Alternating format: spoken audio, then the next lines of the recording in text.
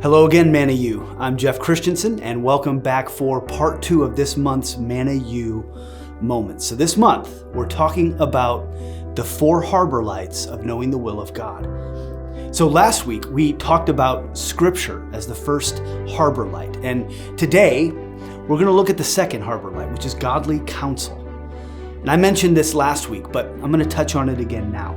It's not uncommon to encounter an issue or a decision that the Bible doesn't provide direct guidance on. You want to know, should I move to this city or that city? Or should I pursue this relationship with this person right now? Or should I refrain? Is it the right timing? Is it the right person? Should we send our kids to school or should we homeschool? And there's lots of other questions and decisions that we're not always going to get like a clear, direct answer in Scripture. That doesn't mean that it's all just up in the air or that there's no way for us to discern God's will, because there is. And after Scripture, godly counsel is the next harbor light that we want to look at. So let me let you in on a little something here.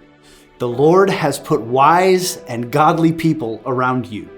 People who have walked some miles and have some experience under their belts.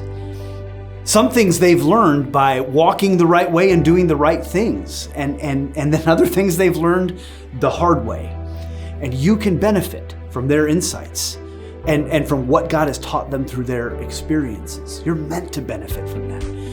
Maybe this person is your pastor. Maybe it's an elder at your church, or a friend or a coworker who you pray with who's part of your day-to-day life, or maybe it's a professor who God has used in your life. These are all people who, they need to be people who have earned a right to speak into your life.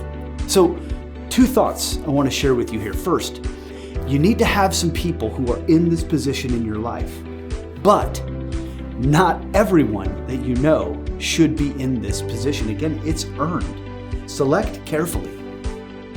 These need to be people that you can trust, not people who will always just tell you whatever you want to hear, but people who are submitted to God and who love you, who are kind, who are a positive influence, and who have your best interest at heart. Second, you need to have more than just 1 or 2 people. You need to have numerous people who are in this position for you. Proverbs 11:14 says, "Where there is no guidance of people falls, but in an abundance of counselors there is safety." Even a wise and godly person can be wrong sometimes. So having multiple voices providing good counsel is a good idea, because when you see the majority of those godly people around you giving the same counsel, you can generally trust that God is speaking through them. So do not neglect these authorities in your life. God absolutely will use them to guide you.